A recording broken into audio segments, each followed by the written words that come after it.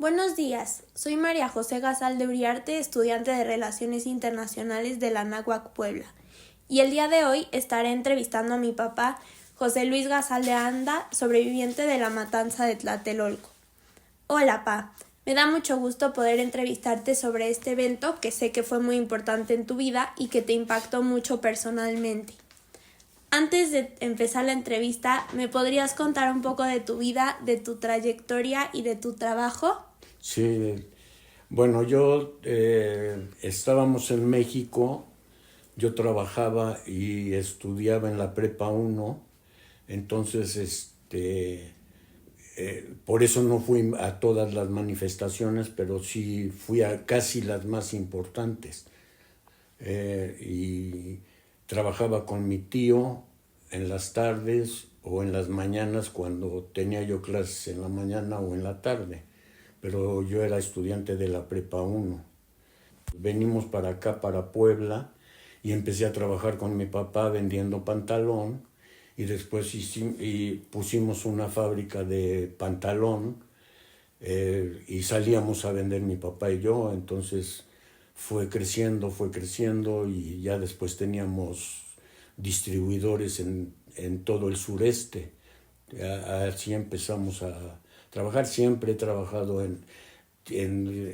fabricando pantalón o maquilando pantalón. Llegamos a maquilarle a Levi's, a muchos, y pues es lo que he hecho toda mi vida. Ok. Y cuéntanos qué estabas haciendo y en dónde te encontrabas cuando comenzó la matanza. Pues aparte de cuando estábamos en México, aparte de trabajar con mi tío, teníamos un conjunto. Estábamos ensayando en la casa de mi primo, que era el que llevaba el conjunto de rock, y cuando oímos un estruendo durísimo, que se cimbró su departamento, porque está pegadito a la Prepa 1, y fue el bazucazo que le dieron a la Prepa 1. Entonces nos asomamos y vimos cómo entró el ejército a la Prepa 1, y ahí empezó fácil, ahí hubo como 50, 45 estudiantes muertos. Los que no estábamos adentro, pues no pasó nada, pero entonces el ejército ya empezó a la represión de todo esto, pero ya con fusiles y todo. Ahí empezó el problema. Empezó el problema mucho antes, porque ya había manifestaciones de eso, pero lo que detonó todo fue la autonomía de la universidad. Pero eso pasó en la tarde. No, en la noche, casi 7, 8 de la noche, fue cuando llegó el ejército ahí a la universidad. Cuando salió el bazucazo. El bazucazo, sí. ¿Tú estabas involucrado en las protestas? Sí, iba yo, porque pues era estudiante de la Prepa 1, y y sí iba, pero no podía ir a todas porque yo trabajaba. ¿Y por qué te animaste a participar en las protestas?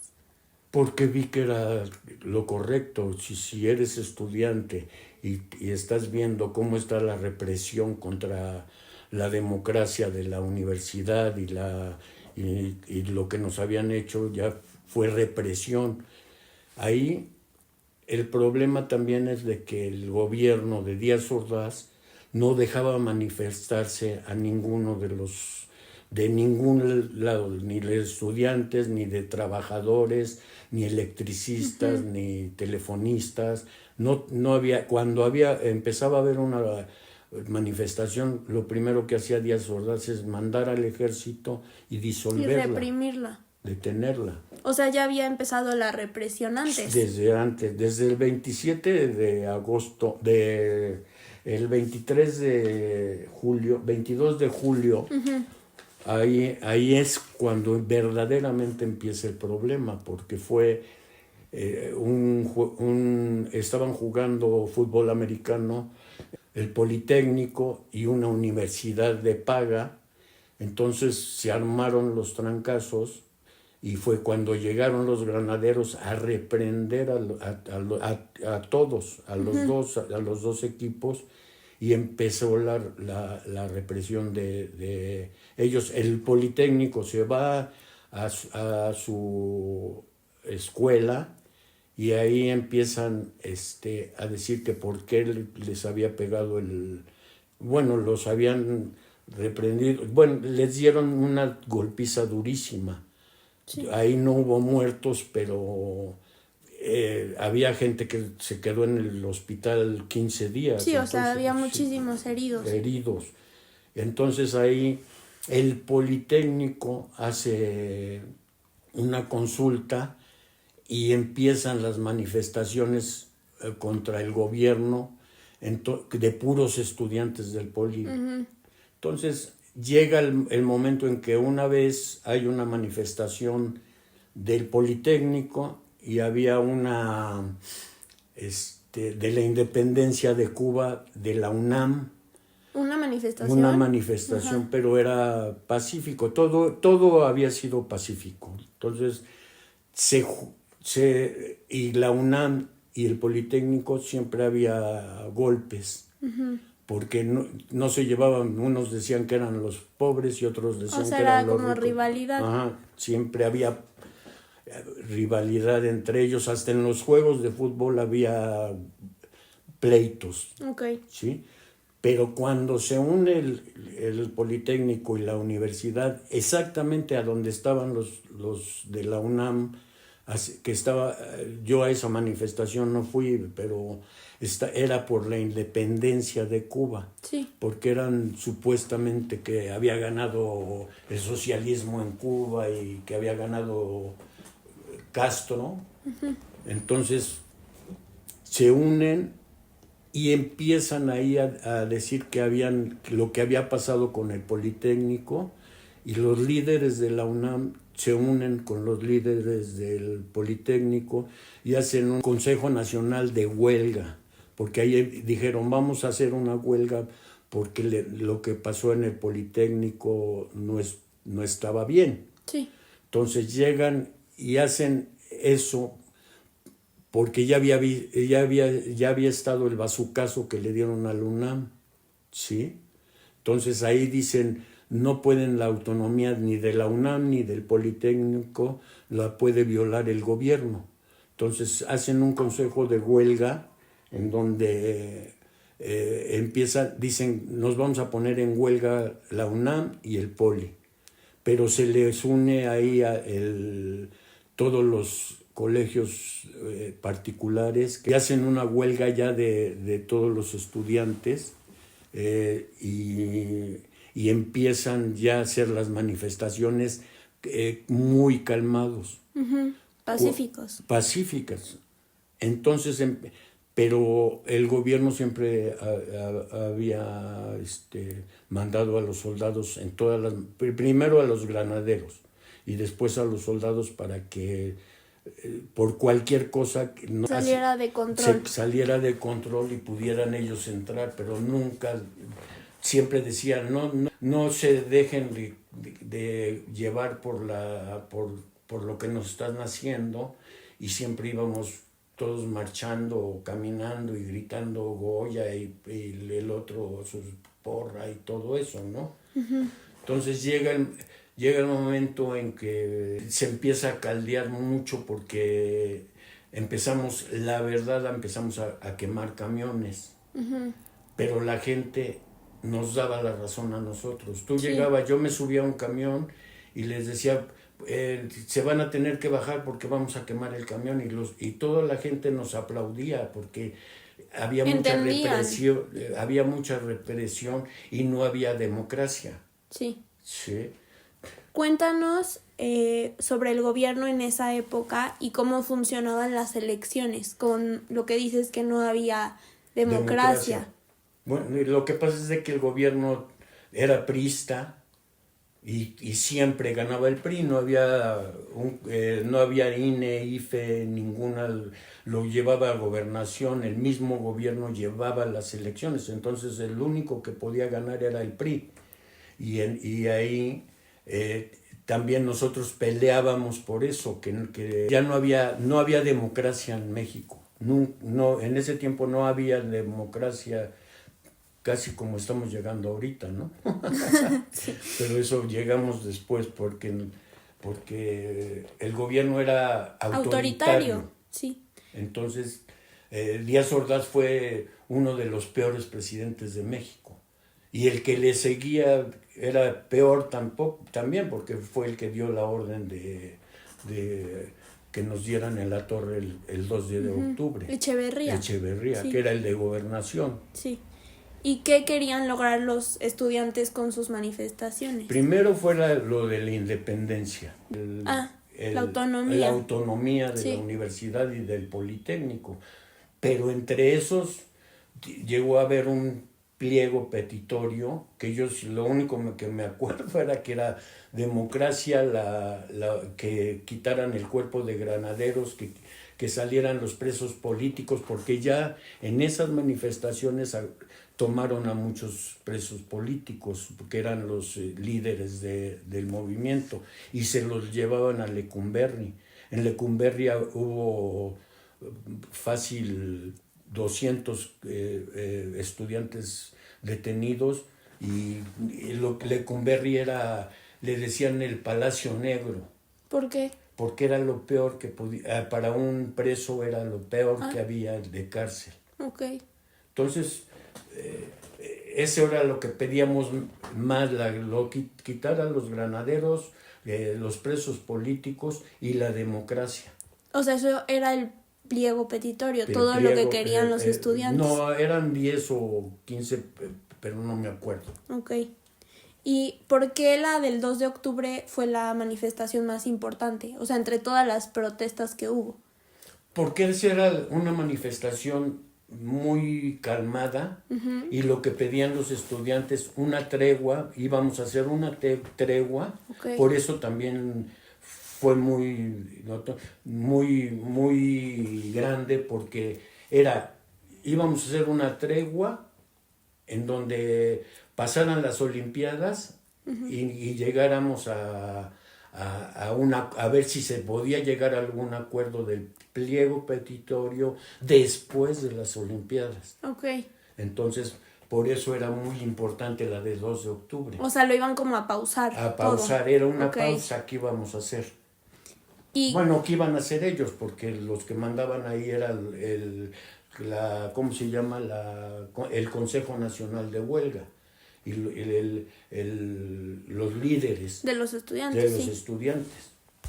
¿Quiénes estaban contigo ese día? ¿Estabas acompañado de familiares o de amigos? 2 amigos que siempre íbamos juntos a todas las manifestaciones, eran de mi colonia, de donde vivíamos en Ermitín, Tapalapa, y nos íbamos porque también tocaban en el conjunto. O sea, ellos eran parte del conjunto también. Entonces, si teníamos que ir a algún lugar a tocar, pues nos íbamos juntos. Y si teníamos que ensayar en la casa de mi primo René, no había problema, porque ahí tenía los instrumentos. Como estaba en el mero centro, pues podíamos ir a cualquier lado de ahí para irnos a tocar y llevarnos nuestros instrumentos, pero siempre fueron conmigo ellos dos. Se llama Jaime, no me acuerdo sus apellidos, pero era Jaime y Lorenzo, creo. y mi primo René, y había otros 2 más, pero la verdad no me acuerdo de sus nombres. Y ellos ya eran amigos de ellos. Ajá. Era el conjunto que tocábamos ahí en fiestas o tardeadas, porque antes no eran fiestas, eran tardeadas. Sí. Entonces tocabas de 4 a 8 y ya. Porque no había mucho, estábamos muy cerrados. También por eso empezó el movimiento, empezaron las mujeres a ir, porque querían ellas también formar parte del mismo grupo, y también en el pliego petitorio querían entrarle las mujeres, y la mujer no podía hacer nada, no podía tener la falda corta, no podía llegar a las 9 de la noche. O sea, estaba como muy cerrado en la cerrado perspectiva de todos. y de todas las mujeres. Entonces, había muchas que eran líderes del movimiento. La Ibero es la que también entró, que era la universidad más de los ricos. Prestigiosa. Bueno, no de los prestigiosa, ricos, sino... de los ricos, Ajá. porque allá hasta, ¿de dónde eres? De la Ibero y no sé qué, puta, era, hasta los vacilábamos, pero entraron en el movimiento todas esas universidades. Ok. ¿Y cómo era el ambiente antes de que comenzara todo? La represión de todo, a todos los jóvenes no teníamos libertad de nada, no podías hacer una cosa porque todos lo veían mal. Más el gobierno. El gobierno era contra los jóvenes, no nos dejaba hacer nada. Pero, ¿y ese día cómo era el ambiente antes de todo? Me dijiste que muy pacífico. Sí, no, y más que venían las Olimpiadas. Sí. Entonces había mucho, todos estábamos esperando las Olimpiadas, pero pasó esto del bazucazo, de la tranquiza que le pusieron a los del Politécnico. Después, en 2 o 3 manifestaciones hubo muertos que yo vi cómo mataron a un líder. Me imagino que fue muy impactante ver eso. ¿Y cómo era ahora el ambiente durante la masacre? O sea, ¿qué se sentía cuando empezó todo? Una cosa horrible, porque llegamos a la manifestación y todos calmados. Nos dice el líder que esa manifestación es pacífica porque queríamos hacer una pausa porque ya llegaban las Olimpiadas. Entonces todos dijimos sí, que quedamos, y todavía dice el líder, y esto a las 6:30 de la tarde, dice, esta manifestación pacífica se terminó, y exactamente en ese momento tiran una bengala. Uh-huh. No sabemos si fue el helicóptero o exactamente de Relaciones Exteriores, que estaba enfrente del edificio Chihuahua. Ajá. Cae la bengala, se ponen un guante blanco los supuestos estudiantes que estaban infiltrados en nosotros, y empiezan a disparar ellos. Entre ellos. Entonces el ejército dice que nosotros teníamos armas y le estábamos disparando, entonces disparan contra nosotros, pero había francotiradores por todos lados. Sí. En la iglesia, en Relaciones, en el edificio Chihuahua, ya había arriba, en la azotea, había, no sé, muchos francotiradores que aventaban balazos a quien fuera, soldados, estudiantes o de guante blanco, no les importaba. Y en uno de los departamentos, en uno, ya después viendo videos que ves en la tele, y entonces, uh-huh, se ve un disparo que sale de uno de los departamentos de Tlatelolco, del Chihuahua. Entonces ya llegan los soldados, el batallón Olimpia, que era el que nos tenía infiltrados a los estudiantes, uh-huh, y la Dirección Federal de Seguridad, uh-huh, están adentro de nosotros, y ya estaban en el edificio y agarran a los líderes, matan a varios y a los demás los desnudan, sean mujeres o hombres. Los desnudan, los ponen en una pared, y ahí vimos quiénes eran de los líderes, que eran los porros que estaban trabajando para el gobierno, ¿no? El mismo gobierno metió gente del Estado Mayor Presidencial, que era el batallón Olimpia, era el Estado Mayor Presidencial, y la Dirección Federal de Seguridad, que era la policía que supuestamente era la élite de la policía, pero eran unos verdaderos hijos de su madre. Y por ejemplo, o sea, podríamos decir que fue como no improvisado, o sea, estaba todo planeado Todo para planeado. que estuvieran infiltrados, estaban en el edificio. Desde mucho antes de todo esto que empezó y todo, el gobierno ya tenía infiltrados en los estudiantes, porque siempre Díaz Ordaz le tuvo miedo a los estudiantes de que podía pasar lo que pasó. ¿Por qué? Porque la represión que hubo con Díaz Ordaz no la habíamos visto nunca desde los 19, 18 años que yo tenía de vida. ¿Te acuerdas de alguna de las manifestaciones de antes en las que habías participado? Sí, las que fueron más notorias fue la manifestación del silencio. Esa fue que te ponías un masking en la boca, cruzado, y así fue la manifestación. Era tan impresionante ver esa manifestación porque no se oía nada más que los aplausos de la gente que teníamos aquí. Entonces íbamos, nadie dijo una palabra, y venía el rector de la universidad, Barrosierra. Él fue de los que estuvo en la manifestación, por eso fue tan grande el movimiento que hasta los profesores entraron a nuestro movimiento.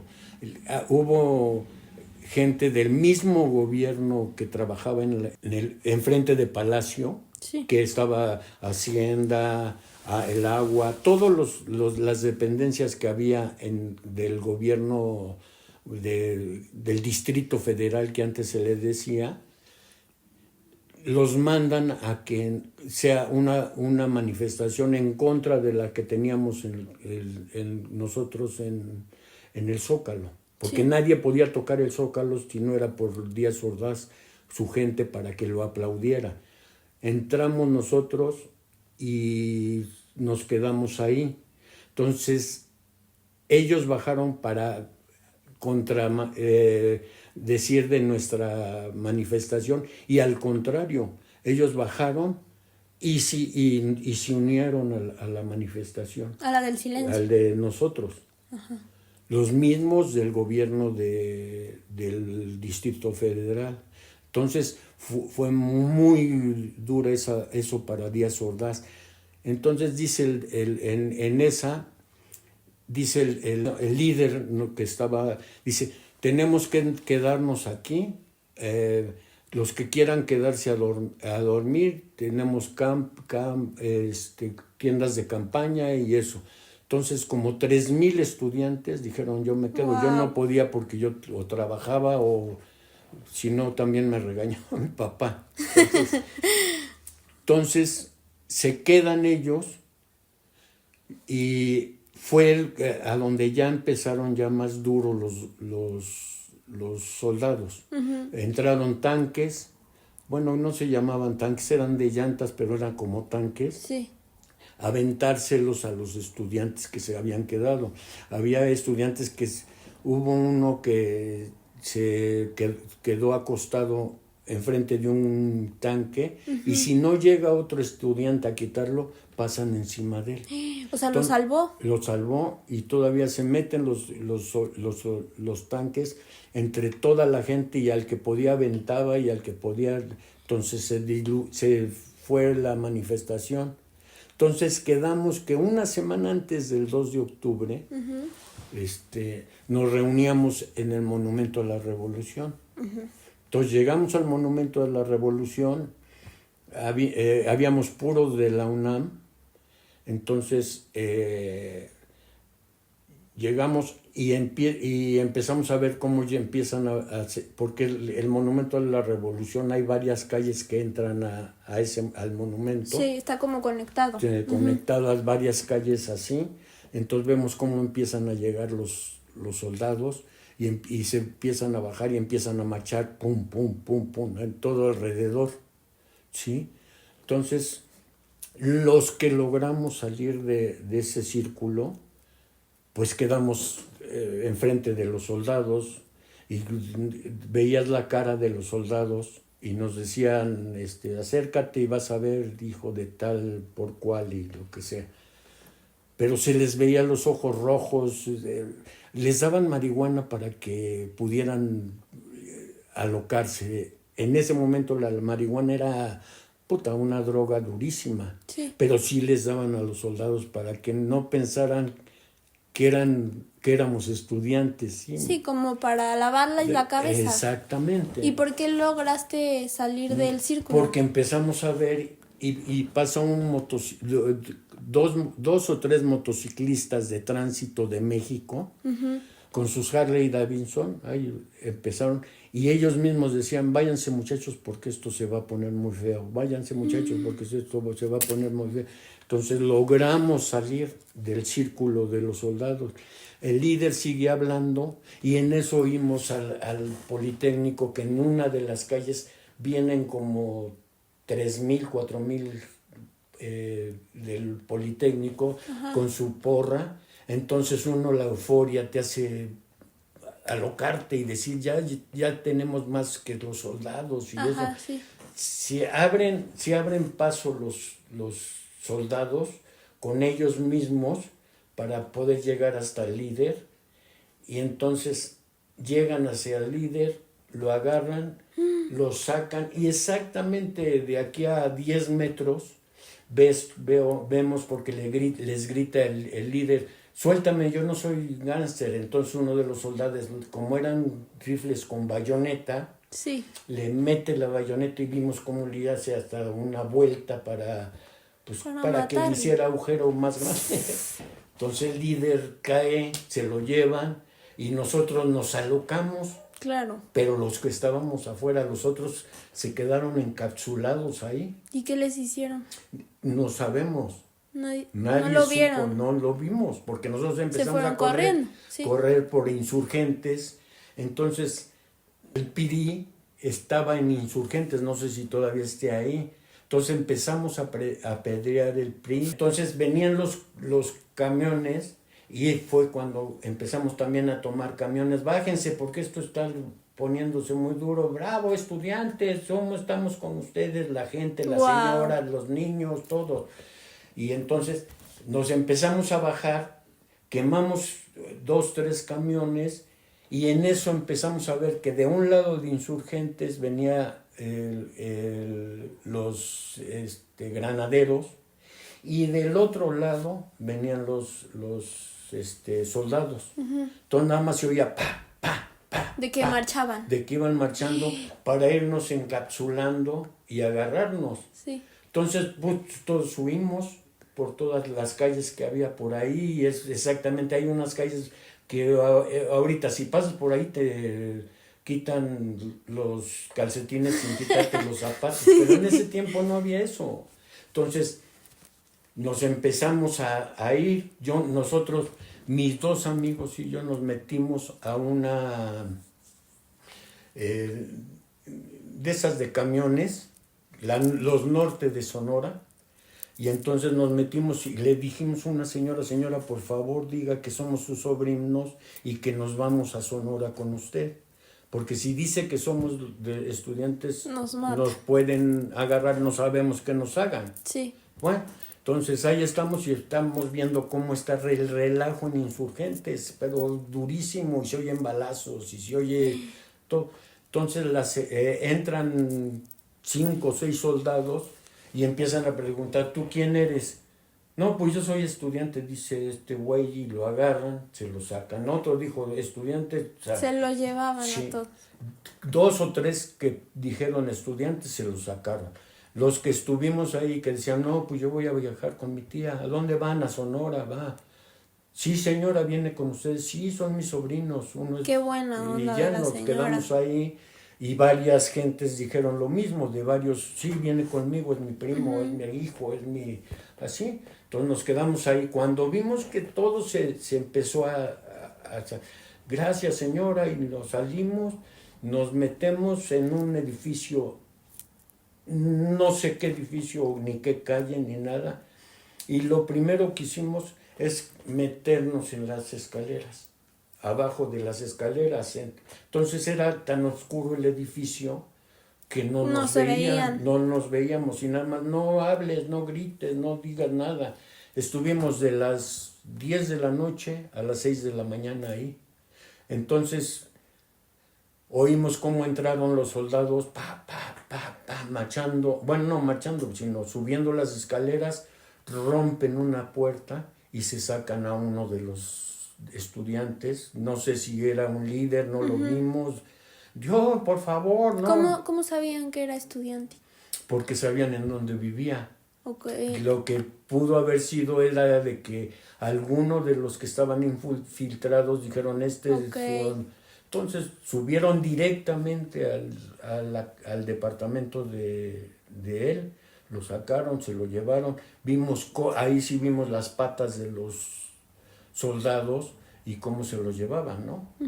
Y ya estuvimos hasta las 6 de la mañana, nos fuimos a tomar el camión para irnos a Ermita y y estábamos en la parada y vimos pasar 2 o 3 camiones de esos de redilas, pero del mismo ejército, pues fácil iban 50, 60 en cada camión muertos, estaban como Apilados. ¿sí? Entonces ya pasa otra patrulla, ¿y qué? ¿A dónde van? Yo soy trabajadora, ¿en dónde trabajas? En Ermita, y así, las credenciales era romperlas a tenerlas, te revisaban tu cartera, te revisaban todo te revisaban.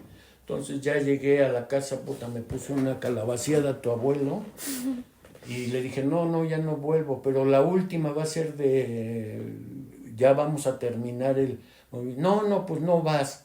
Y fue exactamente a la otra semana, el 2 de octubre. Okay. Y sí fui. Cuéntanos todo lo que te acuerdes del 2 de octubre después de lo que pasó con el bazucazo.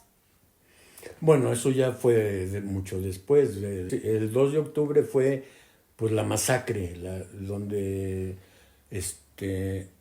y ya te había yo dicho que no sabíamos si llegó de Relaciones o del helicóptero, la bengala, fueron 2 bengalas que empezaron ya a disparar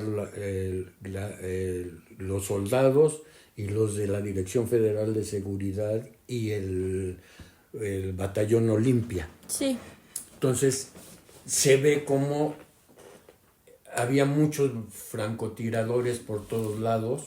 En la iglesia la cerraron y ahí varios de mis compañeros nos dijeron después que fueron a pedirle al cura que los dejara entrar y no los dejó entrar. Entonces se fueron y después supimos que ahí en la iglesia llegaban a meter los cuerpos que tenían o detenidos Dios. O cuerpos que ya había. Entonces tú estás viendo cuando dice el líder, esto se acaba, vamos a hacer una pausa. El Consejo Nacional de Huelga se va a hacer un paro de aquí hasta que terminen las Olimpiadas para ver si se cumple nuestro pliego petitorio. Petitorio. Entonces ya ha terminado nuestra huelga, ¡pum!, empiezan los balazos y todos corrimos. Tú estás viendo, el problema es de que no éramos puros estudiantes, como ya habíamos estudiantes, trabajadores, civiles, amas de casa, sí. Tú veías cómo corrían los niños, las niñas, las señoras con sus hijas, y veías cómo caían. A mí me tocó ver a 3 o 4 compañeros cómo cayeron adelante de mí. Entonces te da un pavor porque ya no ves nada, Ya lo único que estás viendo es tratar, porque no sabías de dónde te iban a llegar. Sí, estaban por todas partes. Por todas partes estaban.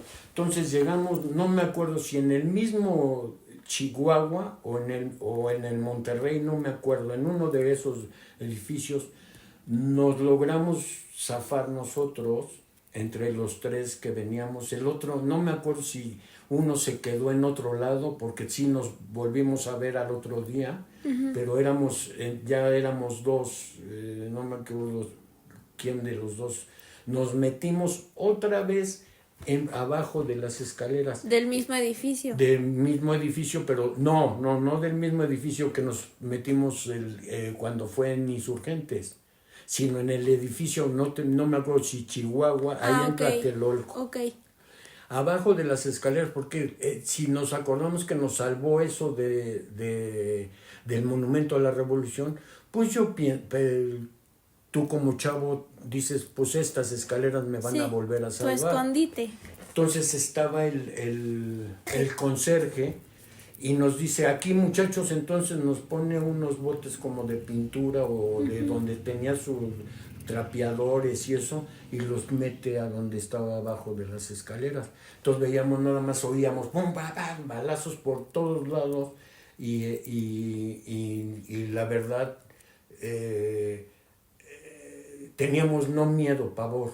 Era un pavor que tú sientes por dentro y te acuerdas de tus amigos o viste o de la gente que se caía, pero así, ¡poc!, ¡pa!, y oías balas por todos lados y rechinidos en el piso de las balas que caían. Horrible. Eso nunca se me va a olvidar, mija.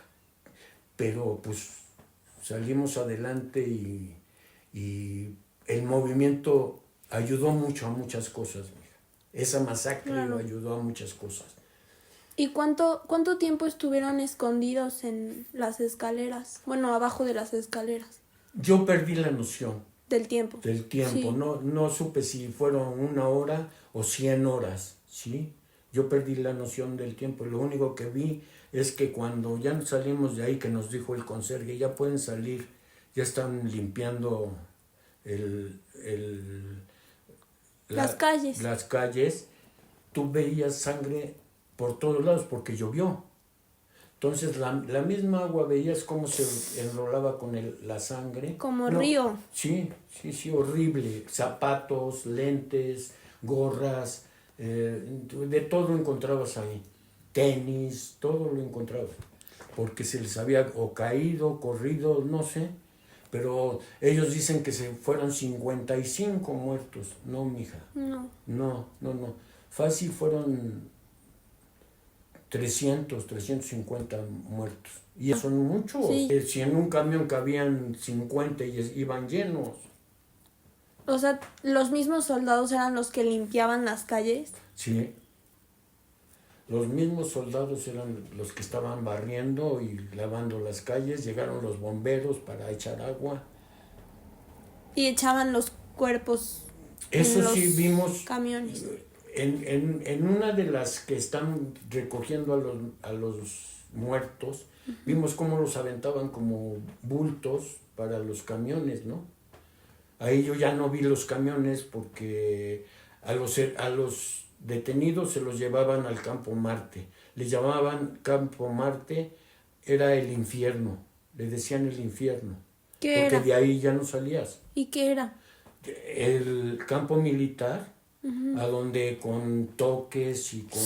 Los torturaban. Los torturaban hasta que se morían, ya no salían. El que entraba al Campo Marte ya no salía.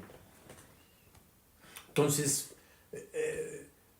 hubo mucha gente, después dijeron, vamos a juntarnos para ver cuántos muertos hubo. Nunca se pudo hacer porque la represión seguía con Díaz Ordaz, y te das cuenta que en ese momento la unidad que había entre los estudiantes se olvidó los pleitos del Politécnico, de la universidad, sí, de la Autónoma, de la Ibero, de todos los colegios técnicos, de todo, se olvidó todo porque fue la unión. Los estudiantes hicieron porque ellos hicieron que empezara a haber un poco más de democracia. Y empezaron a pelear lo del INE, lo del IFE, lo de todos esos, y y no son los porros que están ahorita en el gobierno, porque de esos mismos porros fueron del 68, hay varios ahí del 68, pero que fueron porros, como López Obrador era un porro. O como Claudia, ¿no? Como Claudia empezó al 74.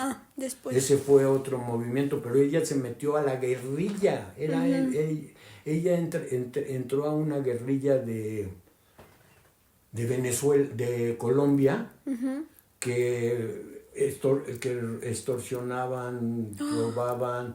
Eso va a salir, algún día va a salir. Pero López Obrador fue porro y duró 16 años en su carrera. ¿Por qué? Porque ganaba dinero y nunca estudió. Sí, pues ha salido en las noticias eso. Ahí los vimos a gente que el que revisa a los del gobierno y la inteligencia, era un porro de la universidad que le daban dinero, y yo creo que es de los que le decían lo que íbamos a hacer nosotros, los estudiantes, cuando éramos. Hay gente muy corrupta en ese gobierno, y te da coraje ahorita, porque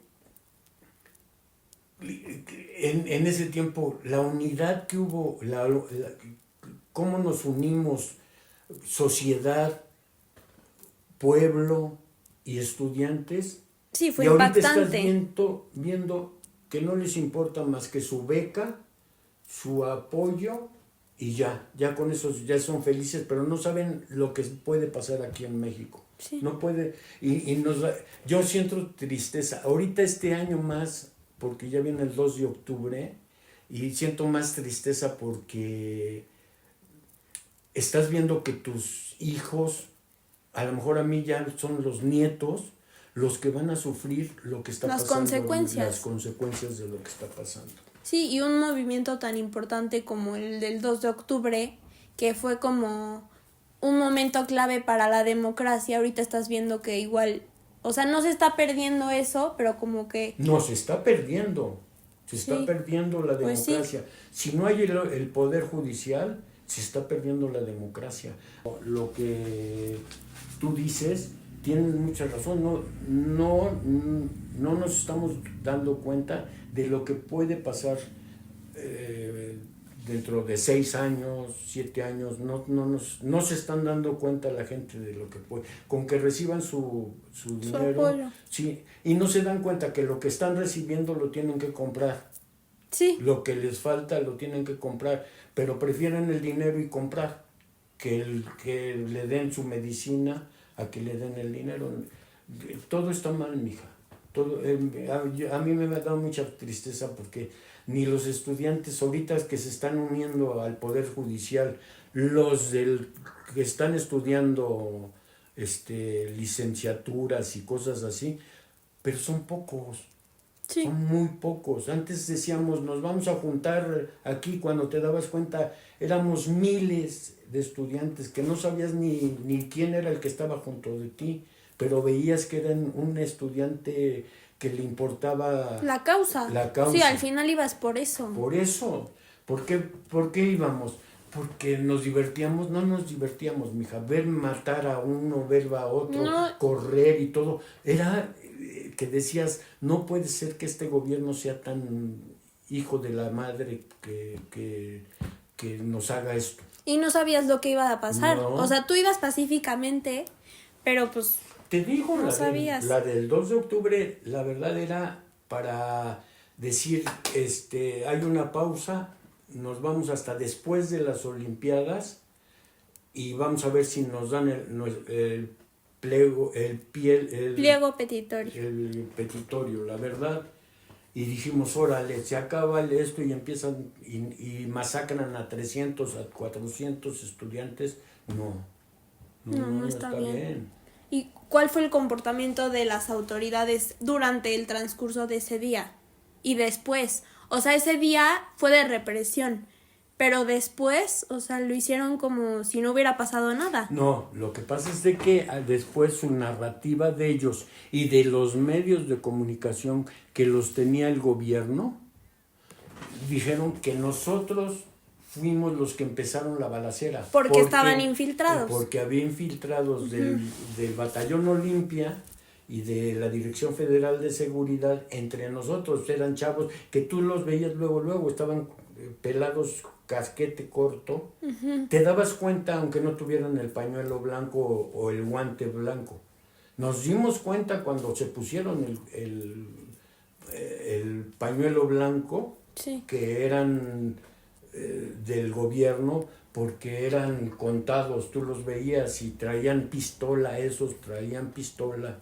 y estaban repartidos, ¿no? Sabían en dónde estar, cómo hacerle. Eso fue tramado por Echeverría. Sí. Él fue el que dio la orden y Díaz Ordaz le dijo a Echeverría: o me paras esto o no eres el próximo presidente. ¿Cómo lo hizo así? Sí, o sea, fue como justificado por ellos días después. Sí, su narrativa era eso.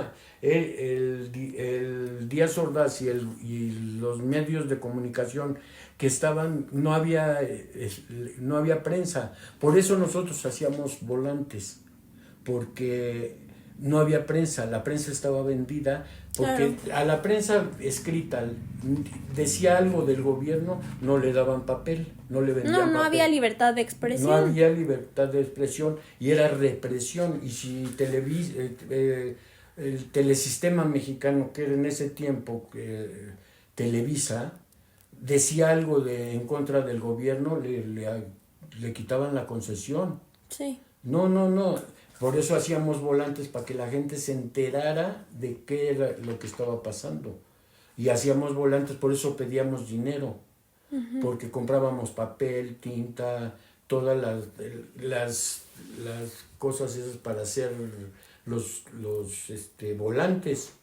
Y mantas, todo eso. Y la gente, deberías de ver cómo nos ayudaba. El apoyo que había. Y los estudiantes que andaban con su bote, entregaban completamente. Había otros que pues de 1,000, uno se robaba lo que les daban, pero todos llegaban, daban el dinero, todo. De que la gente los apoyaba. Lo que la gente los apoyaba. Y ahorita da tristeza que estemos así. A mí me da tristeza porque a lo mejor yo ya no lo veo, pero sé que puede pasar. Este señor está haciendo de la democracia lo que quiere. Sí. Y no puede ser que un porro. Imagínate qué puede saber del Poder Judicial si tardó él 16 años en terminar su carrera. Sí, ¿no? Al final estamos regresando un poco a lo mismo. No, todos los que están ahí eran del PRI. Sí. Todos. Él empezó en el PRI. Los diputados, el 90% de los diputados de él eran del PRI. Todos, y estamos volviendo al PRI de antes de Díaz Ordaz. Al que todos se manifestaron en contra. Y de Díaz Ordaz, al que ellos mismos se manifestaron en contra de eso. No puede ser. No se da cuenta la gente lo siente como un mesías a este señor. Y siento que la gente ahorita es muy ignorante también. O sea, prefieren recibir apoyo y prefieren no informarse que salir a las calles a manifestarse en contra, porque, o sea, con los estudiantes yo veo eso. Pues es que no, yo también lo estoy viendo. Yo sin ir ahorita a las universidades y eso, lo estás viendo que todos están en lo que están nada más. No están pensando en México, en lo que puede pasar mañana, quitando los poderes y que una sola persona diga todo. Es exactamente lo que hace Venezuela. Exactamente lo de Venezuela. Todos se burlan y dicen que no podemos llegar. No, estamos llegando a como está Venezuela. Estamos llegando con la reforma judicial. Yo sé que hay muchos jueces corruptos, hay muchos jueces qué es lo que deberían de arreglar. Claro, no En vez- quitarlo. No quitarlo, sino hay un juez corrupto, mételo al bote. Pues sí, eso es lo que se tendría que hacer en realidad.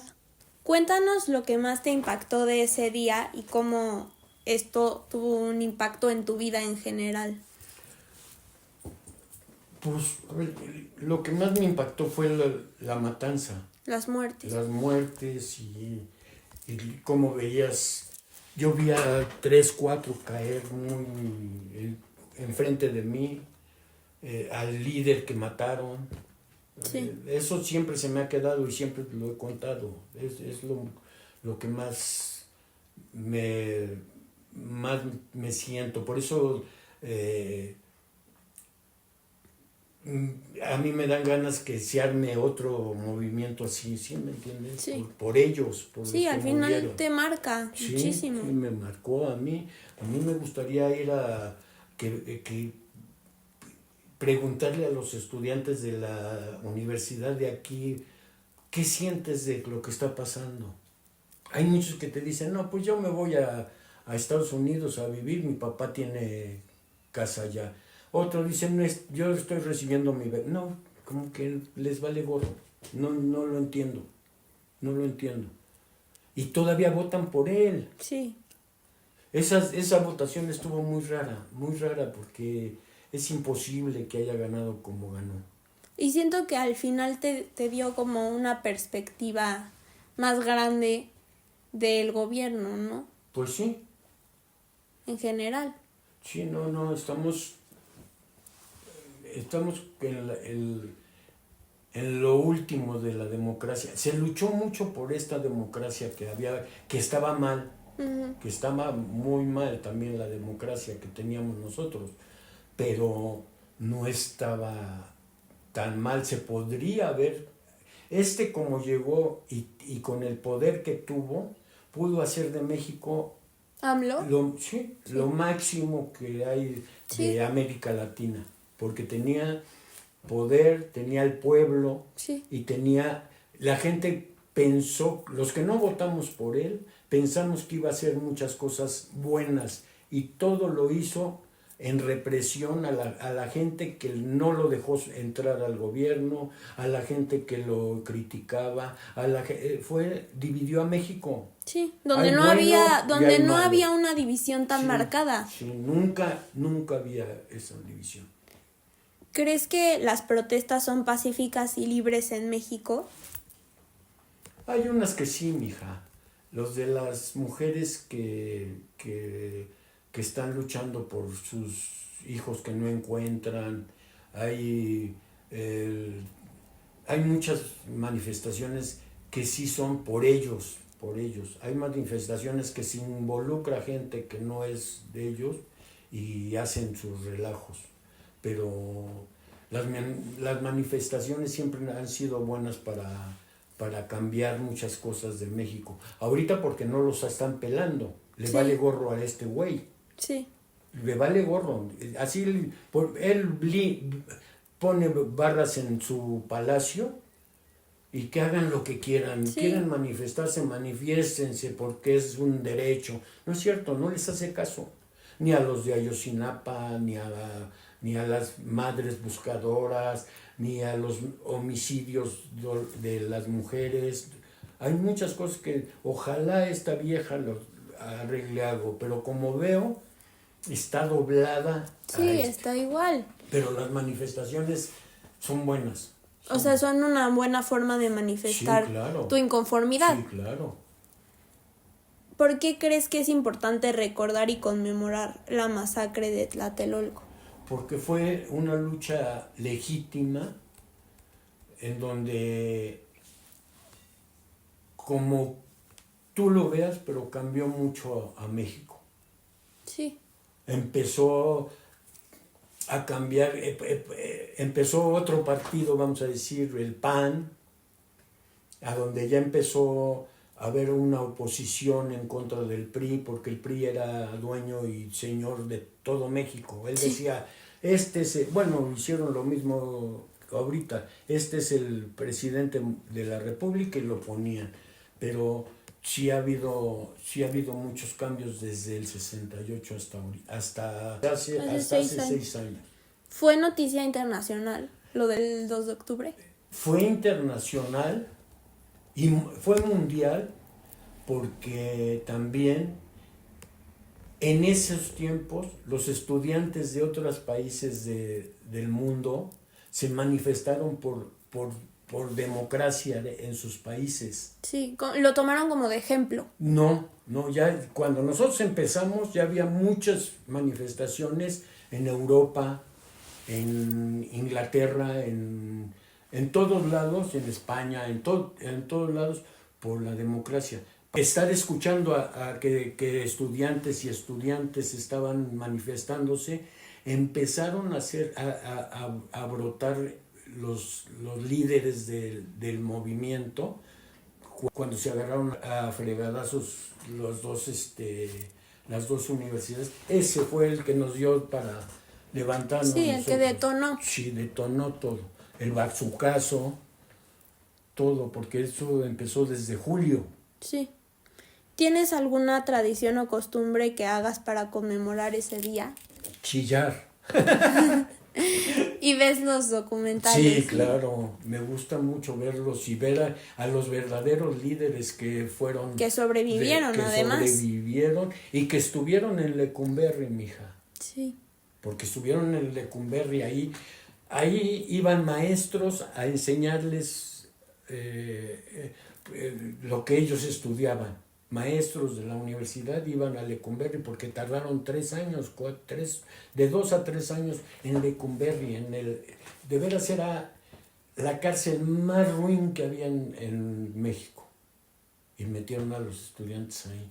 Y hay muchos que salen en los documentales y tú los estás viendo, no se parecen a los que tú conociste. No. ¿Por qué? Porque pues ya estamos viejos. Pero estás viendo que lo que están diciendo es exactamente lo que tú viste. Sí, lo que viviste. No te pueden engañar. Ahí sí no te pueden engañar. Y qué Díaz Ordaz, y que no. Ahí no te pueden, del Batallón Olimpia, de la Dirección Federal de Seguridad y del Ejército. Por eso no está bien ahorita que lo que está haciendo este idiota en militarizar a México. No está bien, porque los militares están para la guerra, deberías de ver cómo nos reprimían. Nos decían, vengan hijos de tal por cual, aquí van a ver, ¿no? Y así va a ser. O sea, ¿tú crees que hay una relación con el gobierno de la actualidad? O sea, que se parecen. Ah, sí. El actual sí. Sí hay una represión. No hay de prensa. Libertad de expresión. Ajá. Han muerto muchos periodistas. En ningún sexenio se habían matado a tantos periodistas como este. Es peor que Díaz Ordaz, nada más que no ha podido hacer lo que hizo Díaz Ordaz, que podía mandar lo que quería. Le duró 2 meses nada más. No tenía el Congreso ninguno de los 2 diputados y senadores no los tenía todos para él, hasta ahorita. Entonces, ¿qué hizo? Ningún presidente ha hecho que cuando ya va a salir, manda un decreto de que la Guardia Nacional, que el Poder Judicial, no, ninguno ha pasado eso. No, está peor que el de Díaz Ordaz. ¿Y qué medidas crees que se debieron tomar en el 68 para abordar la situación? Pues nosotros la íbamos a parar. Sí, con el pliego, ¿no? Sí. Bueno, estaban intentando que se llegara a un acuerdo. Pausa y después de las Olimpiadas, ¿cómo se llama? Volver a decirle al gobierno, si aceptas el pliego o nos vamos otra vez a las manifestaciones. Que sabíamos que no todo el pliego lo iban a hacer, pero ya empezaba ahí la democracia, los granaderos, todo el pliego petitorio. Sí, aparte de que era de una manera pacífica. Pacífica. ¿Y qué medidas crees que se puedan implementar en la actualidad para prevenir sucesos como esa masacre? pues no dejar que lleguen gente al poder Que sea como así. Nada más, no hay otra explicación, mija. A veces dicen, ay, tú porque ya pasaste o ya viviste o ya hiciste. No, siempre estamos pensando en qué viene con nietos, con hijos, con bisnietos. Yo no sé si yo llegue a ver si Claudia fue buena o no, no sé, pero como veo que parece exactamente el retrato de López Obrador, no hay manera el Congreso, por tener un hueso, hacen todo lo que quieren y pensando lo que están haciendo, porque ellos lo peleaban cuando eran oposición, Claro. peleaban la democracia, peleaban que los jueces fueran autónomos, peleaban todo lo que están haciendo al revés. O sea, se están cambiando de bando porque están obteniendo un beneficio, Sí, exactamente. pero que es un beneficio nada más propio. Es de ellos. Dicen que es lo máximo que ha habido de presidente. Es el peor presidente que yo me acuerde que haya existido. Sí. Te lo juro, no hay otro. Lo único que ha hecho es comprar votos desde que llegó al poder, dándole dinero a los... No está bien que a un estudiante que no estudia y que no trabaja, que le den una beca. Eso es ilógico. ¿Qué va a hacer ese? ¿Un huevón? Sí, nada más es para que apoye al gobierno Al de gobierno. aquí. Tienes 18 años, ya puedes votar. Ten tus 5,000 pesos al mes, aunque no te estudies ni trabajes. No, los que dicen que tienen trabajos luego aprendiendo a trabajo, no es cierto, se están robando el dinero. Yo tengo amigos que tienen empresas a donde les dicen, tú cuántos puedes agarrarle, los que quieras. ¿Por qué? Porque ni llegan. Entonces tú te quedas con ese dinero, esos güeyes se están quedando con ese dinero y aparte dice, oye, no viene, pues dame los 2,500 a mí y dame 2,500, te quedas tú. Eso es lo peor que pueden hacer, mija. Claro, porque al final también están volviendo a la gente ignorante. Ignorante. Es como dice tienen que estudiar hasta donde puedan, nada más, porque no es bueno que estudien. No manches, mija. Y sus hijos son unos rateros. O sea, al final siento que un pueblo desinformado y sin capacidad de aprender nunca va a poder combatir al gobierno. Claro. Tú dile al pueblo lo que quiere oír y va a ser lo que tú quieres. Es como un líder, este cuate es como una secta que tiene, que lo que lo dicen los líderes es lo que piensan, todos los borregos están a su alrededor, que está bien.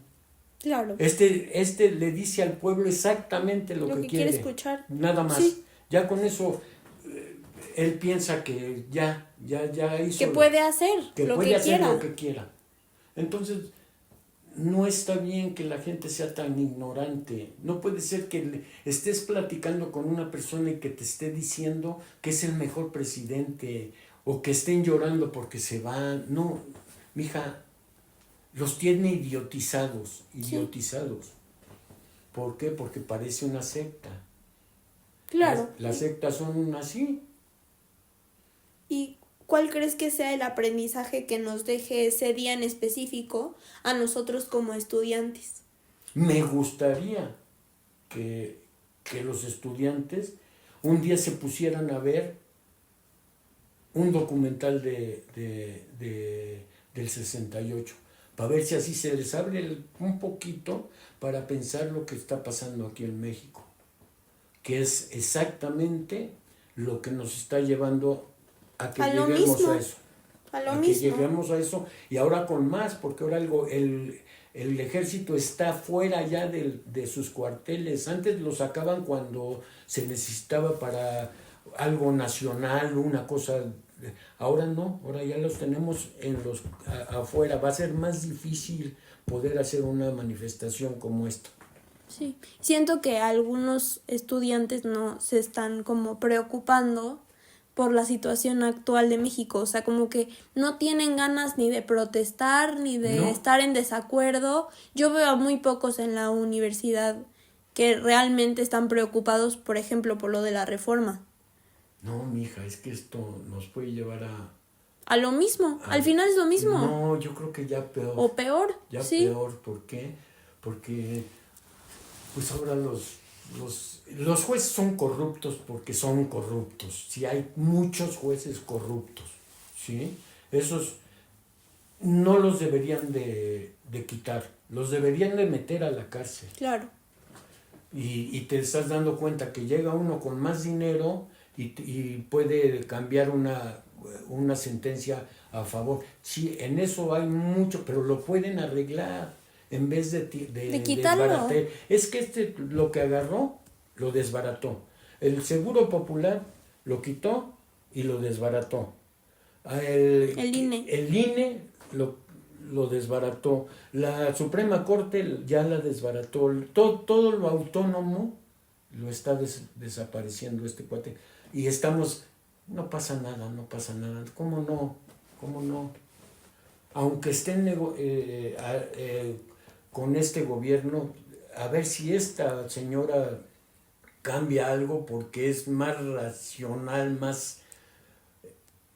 No tiene tanto coraje contra la gente, Sí, pero es más de izquierda, pero izquierda durísima, radical, radical. pero igual está con... No, ella tiene que estar con él. El que va a mandar aquí va a ser él. Sí, Por eso dejó a su hijo, por eso le convino esto, porque sabe que él que está sí, detrás. que está detrás por sus hijos. Si no sus hijos, si hubiera entrado otro presidenta o otro presidente que no fuera de él, los metería al bote por corruptos. Sí, Este ha robado más que ningún sexenio. y matado más Y también. matados, lleva 200,000 muertos.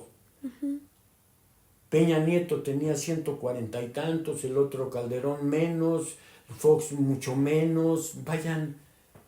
Y la gente le cree que podemos salir a las calles sin tener miedo. No es cierto. Y aunque le hayan matado a un hijo, siguen pensando en este idiota. Pues sí. Y ya para finalizar la entrevista, ¿alguna reflexión extra que nos puedas contar sobre ese día? Pues no por ese día, sino por lo que está pasando. Eso sí, te lo juro que me da mucha tristeza. Que todas las muertes que hubo en ese día, las deberíamos de respetar ahorita por lo que está pasando. Y que de verdad hicieran una reflexión los estudiantes y toda la gente y toda la sociedad. Yo ya estoy viejo, mija, pero yo si pudiera, yo ya estaría ya en un meeting por esto, porque estamos dejando todo al mañana y mañana y mañana, y va a llegar el mañana que no vamos a tener mañana. Esa es la reflexión que despierte la gente, que la sociedad, Los estudiantes. Los trabajadores, dizque le subieron el salario. No es cierto, mica, se lo subieron lo que le subieron al salario, el triple está en la canasta básica, el triple. Sí. Entonces, nada más te duermo con esto. Así es este gobierno, que está muy peligroso. Esa es mi reflexión. Pues muchas gracias por compartirnos todo lo que viviste, tu experiencia completa, porque sé que no es fácil volverla a contar y porque realmente tuvo un gran impacto en tu vida. Y espero que realmente nos sirva de reflexión y podamos conmemorar ese día para evitar regresar al mismo sistema y actuar en favor de México y comparar lo que está pasando en la actualidad.